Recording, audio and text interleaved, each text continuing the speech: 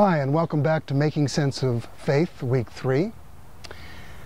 Last week we took a bit of a detour and talked about the Constitution and the First Amendment, but today I want to get back on track. And I think it would be a good idea to start at the beginning, which is children. But first I need to do some housekeeping.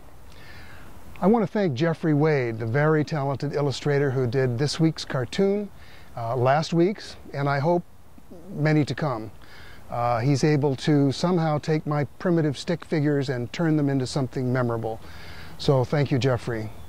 I also want to thank my friend Aaron, who takes a look at the essay and cleans up a lot of my mistakes, and he's very good at it. So thank you, Aaron.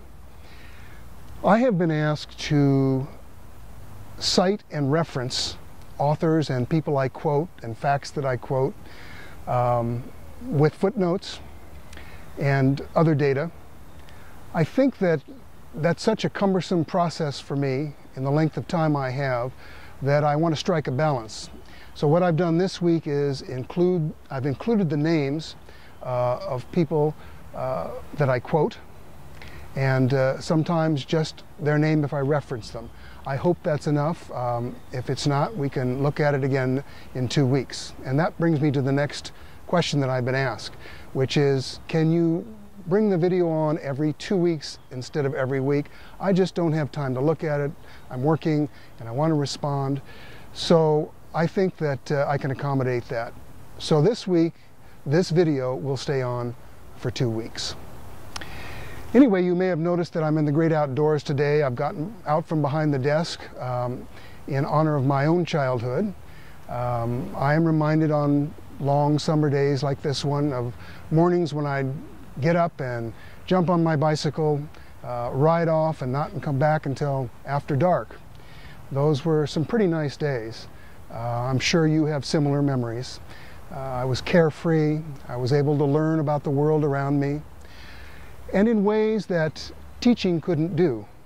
It was wonderful to have a sense of myself in space and time and feel a part of everything. Anyway, all this brings me to today's topic, Children and Faith. It's a broad topic. Entire books have been written about it. But in this essay that I hope you'll read, I've tried to pick up on the key points. The influence of parents, of others, of peers, the influence of our DNA, and also that elusive something that every child has, that connectedness that I talked about earlier. I hope when you read it will jog your memory a bit. Were you born in a very devout family, and are you still devout? Did you start out with one religion and have you moved to another one?